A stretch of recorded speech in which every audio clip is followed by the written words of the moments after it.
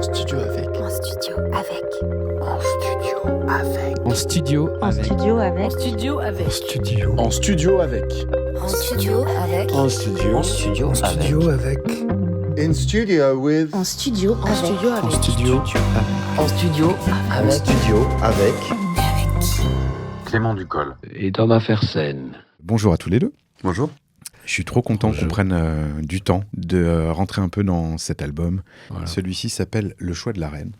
C'est un titre qui me ressemble d'après Vincent Delerme. Le choix de la reine, c'est Clément, puisque c'est Clément qui a fait les choix.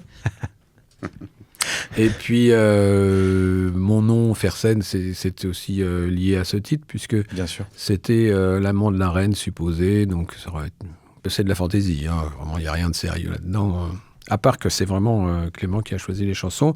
Avant d'en parler à Clément, j'en ai parlé à Vincent Frerbout. Il y a 2 ans, j'en parlais avec Vincent, il dit ça fait 30 ans que le bal des oiseaux est sorti. Il est sorti le 20 janvier 93. Là, ça fait 2 ans que je fais une pièce de théâtre, enfin, même s'il y a de la musique et que je chante 4 chansons, mais enfin, c'était vraiment dans les codes du théâtre. Donc, derrière ma tête, il y avait quand même aussi l'idée de, non pas un retour à la chanson, mais un retour vers la chanson, mais particulier. Moi, quand j'ai commencé, je voulais être une star avant d'être musicien. Enfin, quand j'étais Video vraiment Kill très the jeune. Radio Stars. Je pensais que l'image, c'était le plus important. Et du coup, j'en oubliais l'essentiel, quoi. Jusqu'à ce que je fasse du piano-bar et où je chantais, j'ai d'abord, ce qui m'a permis de me situer, moi, vocalement, parce que j'avais une voix éraillée, donc j'ai commencé à reprendre un répertoire de chanteurs, d'auteurs-compositeurs plutôt, qui avaient ce genre de voix. Et puis les gens dansaient devant moi sans me regarder, et je me suis senti utile pour la première fois de ma vie. C'est marrant parce que tu disais, toi, tu avais appris ton métier en faisant du musical. Et Thomas Fersen est la première personne à m'avoir donné envie de désapprendre mon métier, moi. Ah, waouh. Parce que j'étais au conservatoire quand j'ai découvert les disques de Thomas, j'avais 20 ans, au CNSM de Lyon. Et moi, j'étais bourré de théorie musicale. J'ai eu une enfance bercée par la musique classique. J'ai un parcours très classique, académique, institutionnel, conservatoire, quoi. Et qui était fabuleux. Hein, Et Thomas Fersen, j'ai énormément écouté à cette période. Vraiment, ça m'a ouvert les yeux sur plein de choses. Je me suis dit, mais on peut raconter des histoires en chanson. Il y avait un aspect conte comme ça. Je me disais, mais c'est génial, en fait. La narration. Et puis, quand même, les arrangements qui étaient toujours très léchés.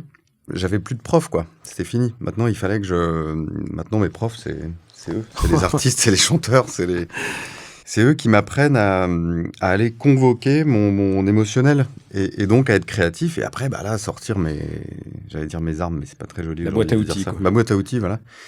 De mécanicien de la musique qui sait écrire des notes et tout ça. Effectivement, moi, je suis un autodidacte, avec ses défauts, ses limites, bien sûr, ses qualités, parce que l'autodidacte doit tout inventer. Il ne sait rien.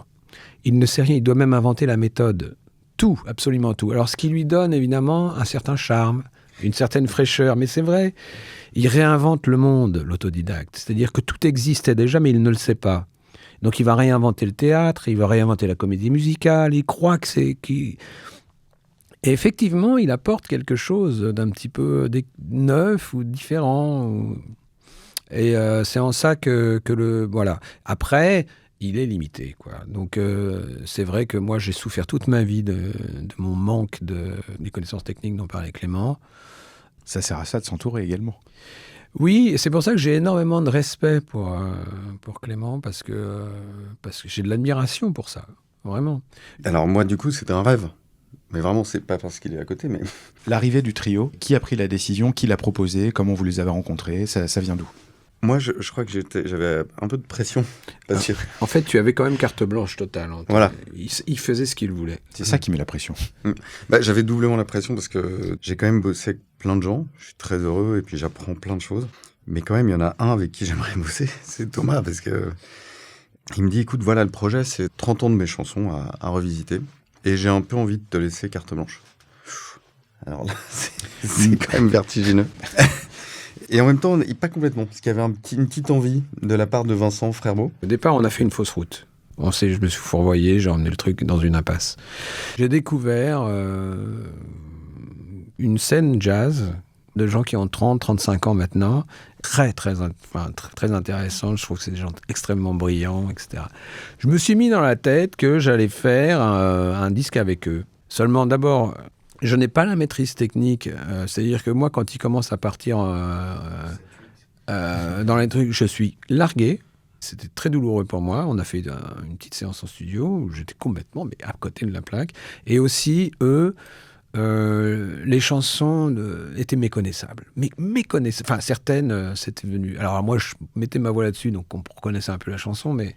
Il y avait peut-être un petit doute sur la direction. Il y avait un doute énorme. Il faut savoir quand même un truc, c'est que je travaille beaucoup tout seul. Et des albums, j'en ai une grande partie que j'ai fait tout seul, que j'ai même arrangé moi, avec ma façon, réalisé moi-même. Donc là, je ne contrôlais plus rien et ça marchait pas.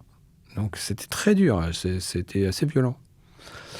Et donc c'est là que je lui ai dit, moi je viens de travailler avec un trio de percussions classiques que j'aime beaucoup. Ils sont adorables et ils ont une volonté d'ouverture. Ils sont très friands d'aventure, d'exploration musicale. Ils s'appellent donc le trio SR9. Et je me suis dit, mais alors ça, pour plein de raisons, je trouverais ça super parce que ça reste des bouts de bois qui font poc-poc. Le marimba, c'est pas aussi évolué qu'un violoncelle, un piano, avec toutes ces nuances incroyables, ces sons filés, Le marimba, d'un certain point de vue, c'est génial parce que justement, ça fait un peu poc-poc. On tape avec des baguettes sur des lames en bois, c'est très. Mais ça demande une exploration intérieure pour faire en sorte que la musicalité s'entende à travers le geste. Donc c'est un super instrument. C'est comme un gros xylophone qui va jusqu'au do grave du violoncelle. Donc qui est très grave, quoi. Et en plus, ils ont rajouté 4 notes plus basses. Ils ont fait fabriquer des lames plus grandes pour descendre plus bas. Qui font vibrer les murs, carrément. Ouais. Et bien justement, tu parles de vibration. Et quand Clément a parlé de ce projet, moi, ça m'a tout de suite convaincu. Mais vraiment, et j'aurais pu avoir quelques réserves, mais pas du tout. Et au contraire, je me suis tout de suite imaginé les vibrations de ces instruments autour de moi, qui allaient augmenter les réalités de mes personnages, mes histoires, de ma narration, que j'allais pouvoir me placer là-dedans. Et je les imaginais dans l'espace théâtral.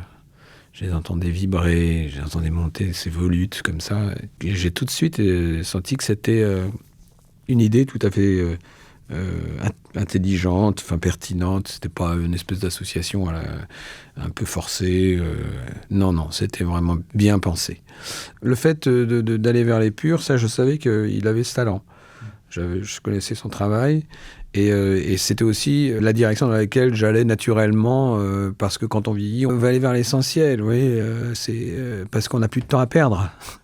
Moi, ce qui me plaisait, j'étais très content que Thomas aime ce choix, parce que il a quand même travaillé avec Joseph Racaille, Philippe Delettré, qui sont des grands arrangeurs, et c'est des disques qui sont très arrangés, quoi.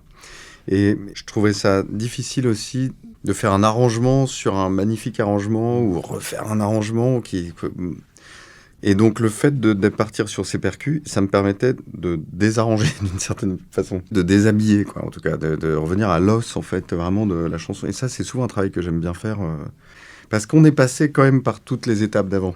Donc, c'est comme si on était chargé, rempli de tout le travail qu'on a mené, et qui s'entend dans la guitare-voix.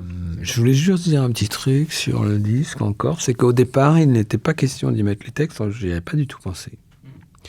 Et puis, il faut du temps pour qu'une idée monte au cerveau d'un couillon. Donc, passé l'été, je réécoutais le travail qu'on avait fait au mois de début juillet, fin juin, c'était début juillet, je ne sais plus. Et j'avais juste chanté. Et je me disais, mais quand même, il va manquer quelque chose dans l'image que je vais donner de ce que je suis aujourd'hui. Ça lui apporterait quelque chose quand même d'y mettre ces textes. Mon travail m'a amené davantage vers le texte. Peut-être parce que je suis justement un autodidacte dans la musique et que j'ai atteint mes limites assez vite finalement. Mais et le texte, par contre, je sens encore des perspectives, des domaines d'exploration, d'écriture, des soifs, des envies, etc., qui sont très vastes. Quelqu'un qui parle dans un disque, moi j'ai toujours trouvé ça ringard. C'est pénible, c'est long. Citons des disques, allons-y. Non, j'ai même pas le souvenir, mais des fois ça arrivait. C'est long, C'est pas l'objet, c'est pas le lieu, quoi. Donc j'avais quand même un doute. Hein. C'est-à-dire que je suis arrivé, il nous restait 3 jours de studio, et je leur ai dit, on va enregistrer les textes. Ah. Et là, j'ai senti qu'il y avait eu un petit moment de... Tu peux nous raconter ce moment, Clément, de ton côté? Moi, non, mais en même temps, la création n'est pas un long fleuve tranquille. Ouais. donc, on prévoit toujours des choses. Et puis après, évidemment, qu'on va ailleurs tout le temps. Et c'est ça qui est génial. Donc, faut pas être... À la fois, évidemment, oui, c'est des petits moments de doute, de tension, presque parfois. À peine. C'était vraiment imperceptible. Mais c'est tellement normal d'avoir des... C'est surtout que je rajoutais un surcroît de travail sur les 3 jours qu'on avait. Oui, voilà, bon, c'est de l'organisation. C'était compliqué, quoi. Ouais. Non seulement je voulais ajouter des textes, mais qu'en plus, je lui ai demandé de faire de transposer les arrangements de racaille qui accompagnaient ces textes pour le marimba. Donc ça, je savais que... Il n'a rien dit, mais je savais que c'était... Voilà. Et voilà, je savais que c'était délicat, que d'un seul coup, j'amenais quelqu'un d'autre. Hein. Il y avait l'invité que j'avais caché dans mon dos, et puis que qui se mettait à table avec nous sans être là, quoi. Moi, je suis très admiratif de Joseph Racaille, et j'avais vraiment ces arrangements en tête. On a enregistré au studio Saint-Germain, donc à Paris, rue de Seine. Moi, il y a 2 studios que j'adore à Paris. Il y a le studio Ferber et le studio Saint-Germain. Donc, je suis pas très... Au fur et à mesure des années, alors peut-être que c'est l'âge aussi, mais on a quand même besoin de retrouver un foyer, quoi, un endroit où on se sent bien. C'est une histoire de gens, c'est une histoire d'acoustique, de console. Un peu tout ça, mais même d'autres choses, même de lieux, même de la rue à côté. Enfin, moi, je suis très sensible à ça. Au quartier, à plein de choses, en fait. Faire un disque, c'est pas juste on rentre dans un studio complètement froid avec des trucs isolants, c'est même avec un super micro. Il y a même des studios, enfin, moi, que je me souviens quand j'étais les premières fois que je suis rentré dans des studios, que je trouvais hostiles. Le mot est terrible. Ah, mais oui, mais j'étais pas à l'aise. En fait, j'étais écrasé par le truc. Et j'étais petit bras, quoi. Et ça s'entend. Ouais, alors que moi, j'ai toujours beaucoup aimé le studio Saint-Germain, qui autrefois s'appelait Acousti. Il a quelque chose. On voit que c'est un projet fou. En fait, c'est dans un appartement dans le 6e arrondissement. Enfin, c'est n'importe quoi. Et il est coupé du monde en même temps. Il est chargé aussi on sent que l'homme y a travaillé. J'imagine bêtement a priori que vous avez des rapports différents au matériel tous les deux. Peut-être Clément pour commencer. Ton approche du matériel, est-ce qu'elle est ouverte ou elle est légèrement fétichiste? Ah oui, non. Quand on est percussionniste, il faut aimer le matériel. Parce qu'on passe beaucoup de temps à transporter du matos. et moi, j'adorais ça. Alors, pas le transport. Mais j'adorais. Je me frottais les mains comme un boulanger qui va préparer son pain. Il a tous ses ingrédients. Et je passais un temps fou à fabriquer l'install. Et pour moi, il fallait que ce soit beau. Mais je passais des fois une demi-journée, juste à faire l'install. C'est des trucs de batteur aussi. C'est un truc de batteur aussi. J'étais batteur aussi. Et à un moment, moi, je regardais ça de loin. Je me disais... J'ai fait 50% du travail. Non, mais c'est vrai. Parce que déjà, j'ai envie d'aller jouer sur cet install. C'est comme un tableau, quoi. Bien sûr. Donc moi, le matos, j'aime le matériel, quoi. Par extension, dans un studio, on est plein de ce genre de matériel. Terrain de jeu incroyable. Des micros, des pieds, des câbles. Je suis aux anges, quoi. Moi aussi, j'ai ce rapport à l'objet aussi, oui. Quand j'ai découvert les instruments de musique, c'était des objets fabuleux. Mais... esthétiquement, déjà. La première fois que j'ai vu une guitare électrique dans une vitrine, j'avais l'impression de regarder une fleur vénéneuse, quoi. Et alors, l'odeur. La première fois que je suis entré dans un magasin de musique, j'ai été complètement envoûté par l'odeur. Et je me souviens, c'est une odeur que je retrouve encore aujourd'hui, qui est très particulière. Je crois que c'est l'odeur de l'électronique, des composants. Mon Wurlitzer, par exemple, sent cette odeur. Et c'est une espèce d'odeur de sous-bois, un peu de fraise des bois, un peu... Mais c'était très, très, très puissant. La première fois que je suis rentré, il y avait non seulement l'objet, mais l'odeur, quoi. L'odeur de l'ampli. Incroyable. Et quand on arrive le matin de la première session, qui a décidé des jouets qui étaient présents, positionnés à quel endroit, avec quel micro, et les gens qui étaient positionnés devant? C'est toi, Clément? Est-ce que c'est les gens du studio qui aident à ça? Ouais, c'est collégial, ça, quand même. Parce que... Ça se prépare comment, en fait? Alors, dans ce cas précis, c'est quand même très imposant. Parce que le marimba, c'est un instrument qui est très gros. Les vibraphones, alors le vibraphone, c'est un peu plus petit. C'est un instrument en métal pourvu d'une pédale qui permettent de faire résonner le son, comme sur un piano. Et donc, il y a des vibras, des marimbas, des éléments de batterie aussi. Il y avait des cymbales. Essentiellement acoustique, donc. Peu de Ah. choses sur ampli, en fait. Ah non, c'était entièrement acoustique. Entièrement Et un acoustique. piano préparé. C'est le seul écart que j'ai fait au Alors, percu. pardon, mais piano préparé, tout le monde ne sait pas ce que c'est. Comment prépare-t-on un piano Voilà, le préparé? piano préparé, en fait, ça s'appelle comme ça, je pense, depuis John Cage, je dirais. Il s'agit de mettre des choses dans le piano pour le transformer en instrument de percussion ou autre. J'aimerais bien que vous me racontiez la première matinée. Donc, on a préparé, il y avait des intentions, on sent il y a un respect mutuel, il y a une envie de travailler ensemble, mais on arrive le premier jour, il faut que ça... Contrairement à la session de jazz, pardon de reparler de cet épisode douloureux, là, il faut que ça fonctionne. À quel moment vous vous êtes dit, bon, c'est une super idée et c'était pas qu'une bonne idée, ça va être un bon disque, quoi. Moi, alors, écoute, d'abord, je suis arrivé, ils avaient déjà enregistré. Je suis venu, parce que moi, j'avais une confiance absolue. Mais vraiment, je suis pas venu surveiller, quoi. Je sais comment ça marche quand quelqu'un écrit la musique. On vient pas faire de la recherche sans savoir où on va aller. Quand c'est écrit, bon, et dirigé, quoi. Voilà. Donc non, j'avais aucun doute.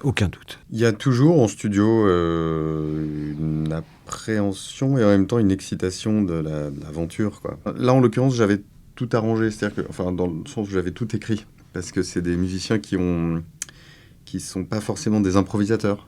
Mais moi, je considère que ce n'est qu'un point de départ, quoi. Pour moi, ça se termine quand on a un échange avec les musiciens et que là, il faut être prêt à changer plein de choses. D'abord parce que Thomas, effectivement, comme il disait, il n'était pas là. Il arrivait en fin d'après-midi. Je venais juste poser des voix quand ils avaient fait... Il faut arrêter, Thomas. On dirait un choriste qui vient passer. Ah, mais c'était ça. non, mais vraiment, c'est vraiment un rôle vraiment subalterne. Non, presque. parce que d'abord, en studio, quand on fait rien, on s'épuise. Hein. Ouais. C'est très fatigant. Parce qu'on est trop concentré sur ce que font les autres. Non, parce qu'on n'a rien à faire et qu'on s'épuise. Ouais. On s'use. Je venais chanter une demi-heure, 3/4 d'heure le soir, parce que aussi, il faut dire que ma voix, plus je chante, plus elle s'éraille. Autant sur scène, c'est vivant, la scène, donc c'est normal que la voix s'éraille. Elle est toujours là, évidemment, mais sur un disque, on ne peut pas chanter hyper éraillé les chansons de la fin et moins celles du début, c'est pas possible. Donc moi, je venais le soir, un peu plus tôt quand même, une heure avant de chanter. Puis quand je chantais 3/4 d'heure maximum, quoi. Une demi-heure, 3/4 d'heure, je l'ai un peu payé après. Surtout que c'est des chansons que j'ai beaucoup chantées en live. Et en live, on finit par les déformer des fois, les chansons. On martyrise un peu la mélodie des fois, la mise en place même des mots. On s'éloigne un petit peu de la chanson. Mais c'est vrai, et ça se fait de façon... imperceptible. Du coup, je les ai chantés comme je les chantais en concert, et après, ça m'allait pas. Je veux dire, je faisais des trucs, et du coup, maintenant, je fais attention à bien rechanter les mélodies. C'est à étonnant. pas prendre la mélodie par en dessous, à bien attaquer sur la bonne note. Et Clément était sensible à ça. Et par exemple, la chanson Blasé, il aimait mieux quand je chantais vraiment. J'avais fait une prise où je chantais plus la chanson, et l'autre où je la jouais plus. Blasé. Un peu blasé, où je parlais un peu plus, etc. C'est un mix des deux, finalement, le résultat. Mais il avait raison, parce qu'au bout d'un moment, ça m'agaçait. Je m'agaçais, quoi. Je trouvais qu'il manquait de la chanson. J'ai trop envie qu'on rentre un peu dans le détail de deux des morceaux. Le mot maquette, on va voir ce qu'on en pense de ce mot d'ailleurs. Parce que maquette, ça a quelque chose de très miniature du morceau final. Alors là, ce n'était même pas une maquette. C'est une intention. Ce que je fais quand j'ai une idée, je prends avec mon téléphone, c'est comme autrefois un dictaphone, je le pose sur le piano pour m'en souvenir. Je suis extrêmement paresseux quand il faut rentrer dans les machines et tout ça. Je l'ai fait énormément. Hein. J'ai fait des heures et des heures de studio, de post-prod moi-même, etc. Je peux rentrer très très loin dans les choses. Mais par contre, j'ai une flemme immense ne serait-ce que d'allumer l'ordinateur, quoi. C'est quelque chose, c'est curieux, c'est comme un enfant qui ne veut pas aller dans le bain. Et puis après, une fois qu'il y est, il ne veut plus en sortir. C'est ça, moi. Et donc, j'ai donc pris mon téléphone, parce que je savais qu'il fallait envoyer la chanson, elle n'existait pas. Le tempo, ça changeait à chaque fois. Je me souvenais plus ou moins bien des accords d'une fois à l'autre. En fait, Blasé, j'étais sur l'écriture de mon bouquin, et j'écrivais plus de chansons depuis un bail. Et j'ai eu ce vers qui est venu. Ça s'entend pas dans mon phrasé que je suis blasé. Alors, c'est un alexandrin, je m'en suis pas rendu compte tout de suite. Il est coupé au 8e pied, et moi j'aime les octosyllabes. Et donc, ça donne un rythme un peu particulier, puisqu'après, il reste que 4 pieds. Donc, et qui, pour moi, était l'allure du blasé. Ça allait très très bien avec le... Et c'est un personnage, un trait de caractère qui est tout à fait crédible pour mon personnage de chanson, qu'il soit blasé. C'est un peu, voilà, adolescent, qui a un peu tout vu, tout entendu et qui traîne les pieds. Donc je suis allé sur le piano assez vite pour cette phrase.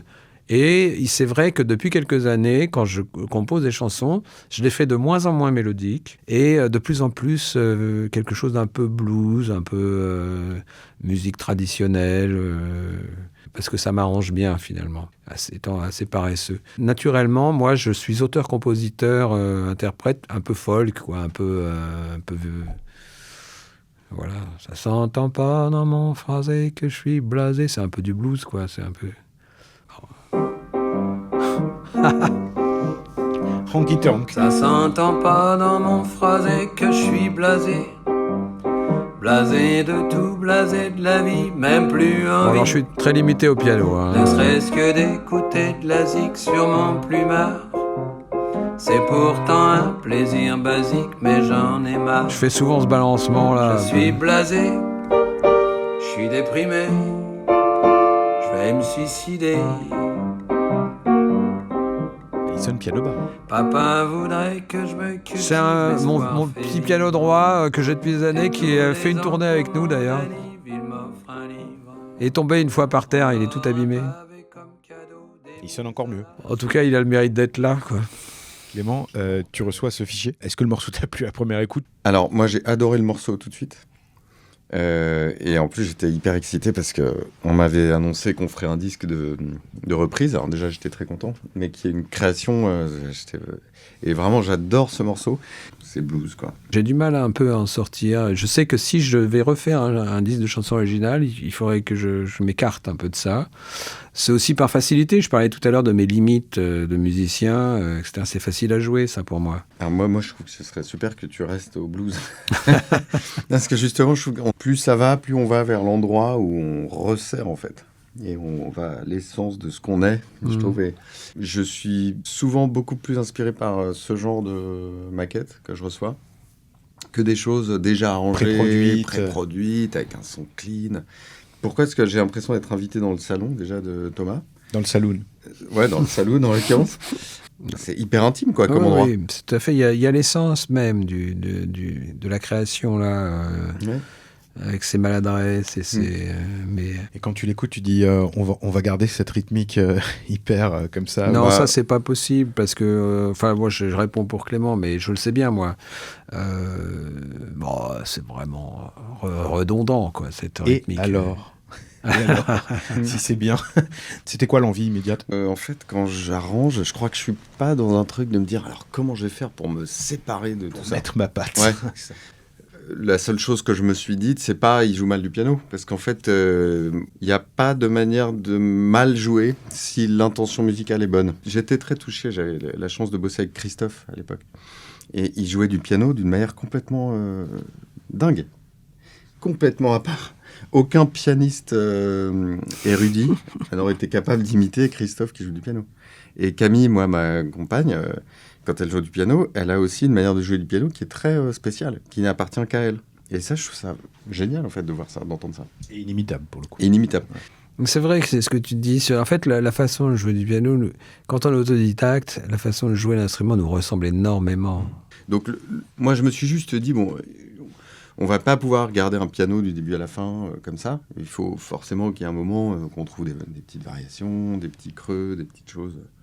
Comment vient une idée d'arrangement ? Comment on la note ? Tout est important. Je pense que dans la vie de musicien, tout est poésie autour de soi tout le temps. Donc, il faut être tout le temps ouvert à l'acte créatif, j'ai l'impression, et aux idées qui peuvent tomber à n'importe quel moment de la journée, parce qu'on va peut-être voir une peinture et que ça va nous évoquer plein de choses et que ça va nous débloquer notre arrangement.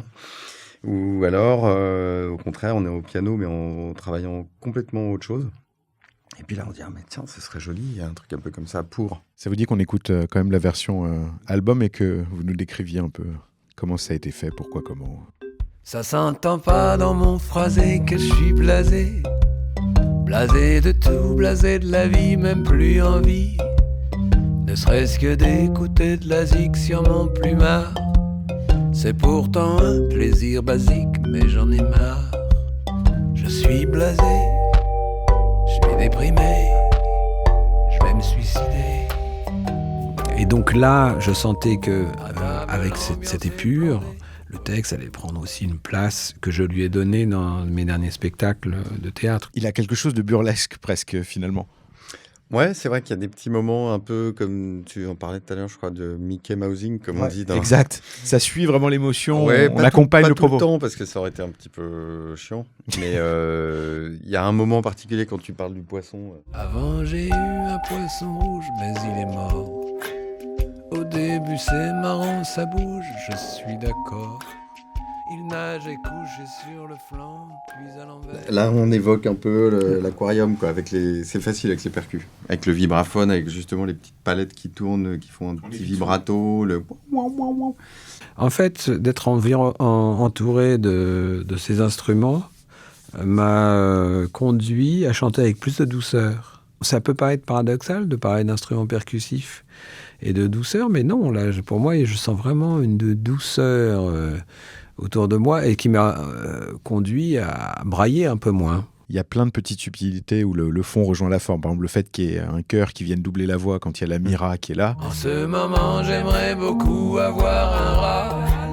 Je le porterai sur mon cou et dans mes bras. Ça me ferait un compagnon quand tout me saoule. Un rat c'est laid, mais c'est mignon. Un rat c'est cool. J'avais une petite frustration, pour tout dire, sur le pont. Je trouvais qu'il décollait pas assez. Ouais. J'en avais parlé à Clément déjà, mais j'ai toujours ce petit sentiment de frustration. Je me dis, c'est idiot. Il faut simplement que tu fasses une deuxième voix avec une harmonie, voilà. Donc c'était pas pour faire chanter le rat, en fait. Pardon. Après, nous simples mortels auditeurs, on transpose nos émotions. Après, ça t'appartit. On trouve du sens là où on veut. Oui, tout à fait. Voilà, donc j'ai fait, et je l'ai enregistré ici d'ailleurs. Une prise, parce que quand on fait les chœurs, c'est souvent la première qui est la bonne, quand il faut une intention quand même. Et alors, si vous écoutez ma piste de voix toute seule, on dirait un canard qui chante. C'est affreux. Mais c'est souvent comme ça. Enfin, moi, quand je double, je fais une harmonie sur mes chansons, tu ne l'entends pas quand tu as les deux voix ensemble. En fait, cette deuxième voix doit prendre cette place-là, c'est-à-dire une voix un peu sans bas, sans personnalité, quoi. Un petit bonhomme qui grince derrière, quoi. On l'a, hein. On a le droit de l'écouter. Bah ouais, si vous voulez, vous allez plaisir. voir, c'est très amusant. Je vous préviens, c'est ridicule, hein. En ce moment, j'aimerais beaucoup avoir un rat. Je le porterai sur mon cou et dans mes bras. Ça me ferait un compagnon quand tout me saoule. Un rat, c'est laid, mais c'est mignon. C'est génial. C'est ce que Vincent Delerme appelle l'humilitron. Quand on entend la voix. Ça, c'est une vieille. Ça lui appartient pas. Ça. Ah bon, d'accord. C'est du vieux jargon de studio. Ah, d'accord. C'est génial. L'humilitron. Ouais. D'écouter les pistes de voix séparées. Oui. Seul, ouais. Thomas, quel morceau avez-vous choisi qu'on écoute aujourd'hui piste à piste? On a choisi Les Tours d'horloge. Absolument. Alors, c'est une chanson des années 90 que je chantais plus, moi, sur scène. Et pourquoi d'ailleurs? J'étais sorti de ce genre, un peu dans le réel, un peu c'est un peu une histoire de couple. J'en ai peu fait dans ma vie. Hein. C'est rare de pouvoir dire ça. Je suis vite entré dans l'irréalité. Oui, je sais. C'est un peu à contre-courant pour ça. Donc, c'est une chanson qui a une part autobiographique. C'était quel album déjà? C'était Le Jour du Poisson. C'est un album qu'on avait enregistré à New York, dans le studio Clinton, qui n'existe plus, il a été démoli. C'était un très beau studio à New York, avec une grande pièce. Depuis ton départ, Lyon est une gare. Et moi je suis resté lyonnais. Tu es sur la ligne, moi à la consigne, avec mes pièces de monnaie. Et les tours d'horloge me serrent la gorge. quelques secondes me tuent. Sait-on où tu lâches? Quand reviendras-tu? Comme ces questions sont pointues. Comme ces questions sont pointues. L'avantage, c'est qu'il est très sobre dans l'arrangement, donc je pense ça nous permet d'écouter les timbres, bien sûr, tout simplement. Ils sont 3 dans ce trio, comme en toute logique. Et donc, ça contraint pas mal parce que on n'a pas 10 000 possibilités non plus. Donc souvent, il y en a un qui fait plutôt du marimba dans les basses du marimba et qui fait souvent les percussions en même temps. Les percussions pas tonales, quoi, les batteries, Le triangle. les caisses, la caisse claire, le triangle, la grosse caisse qu'il a au pied en même temps qu'il joue avec les mains, les basses du marimba. Ah oui. Il y en a un autre qui fait plutôt le marimba mais dans l'aigu ou dans le médium. Donc plutôt l'accompagnement. Mais ils sont en même temps sur le même Ils sont en instrument? même temps sur le même instrument. Sachant que le marimba au Mexique, par exemple, d'ailleurs c'est féminin au Mexique, c'est la marimba. Et ils jouent parfois 3-4 derrière, avec 2 baguettes. Nous, on a développé une technique avec 2 baguettes par main, donc on peut jouer quand même un accord de 4 notes à une seule personne. Mais c'est souvent qu'on est à plusieurs derrière le marimba. Et puis il y avait une volonté tout de suite de penser au live et donc de faire en sorte que ce soit possible, que ce soit pas une usine à gaz à trimballer 3 marimbas, 3 vibras, donc pas tout multiplié par 3. Et visuellement, c'est attrayant de voir 2 personnes s'échiner sur un Oui. seul instrument. Oui, en même temps, ça reste, c'est pas une forêt sur scène. Moi, dans l'écriture, tout de suite, je me suis dit, il faut que je sois dans cette contrainte de pas mettre 3 marimbas en même temps. Donc, il y en a un autre qui fait plutôt le vibraphone, avec le glockenspiel. Alors, le glockenspiel, c'est comme un bébé vibraphone. C'est un tout petit instrument en métal. Donc, c'est un métallophone qui fait comme sur un clavier de piano. Il y a les touches noires et les touches blanches sur 3 octaves, je crois. Et c'est très, très, très, très, très aigu. Et ça se joue avec des petites baguettes en laiton ou en aluminium. Donc, il y en a un qui joue ça. Et l'autre qui oscille donc entre le marimba médium et le piano. C'est lui qui va souvent au piano préparé. Là, par exemple, on a le vibraphone qu'on entend ici. Alors ça, c'est du glockenspiel, en l'occurrence. Et après... Voilà, ça, c'est le vibraphone.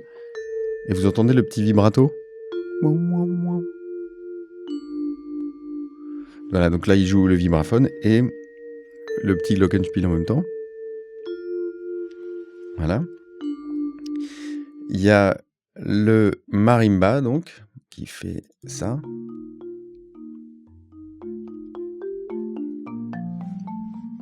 Qui fait un peu L'accompagne. le corps, voilà. Il joue la mélodie aussi. Voilà. Et après, il est rejoint par les basses.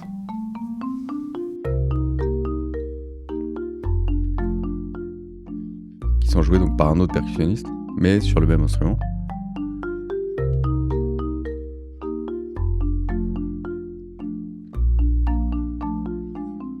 Voilà. Et c'est rare que tu aies une piste avec 2 personnes sur la même piste. Oui. Alors, vous voyez que le marimba, il est beaucoup plus sec que le vibraphone. Le vibraphone, il a donc cette pédale qui lui permet de faire des sons qui vibrent longtemps, comme sur un piano. Le marimba, il n'a pas de résonance, de sustain, comme on peut dire beaucoup dans le son. Donc, voilà, c'est une autre sonorité. Par contre, c'est très doux, c'est très agréable. Et alors, comme disait Thomas tout à l'heure, le trio SR9 ont fait fabriquer des lames de marimba contrebasse, on pourrait appeler ça, qui descendent en dessous du dos du violoncelle, donc qu'on peut plus faire à la voix humaine. Et voilà, il faut avoir une voix très très très très grave, qui vont donc jusqu'au mi de la contrebasse, donc très très grave. Elles sont immenses. Vous n'avez pas le geste, mais le geste. Ouais, je dirais que ça fait quoi, ça 1m20. C'est celle-là qu'on entend dans le refrain parce que on peut pas atteindre ces notes-là au marimba normal, là, celle-ci là.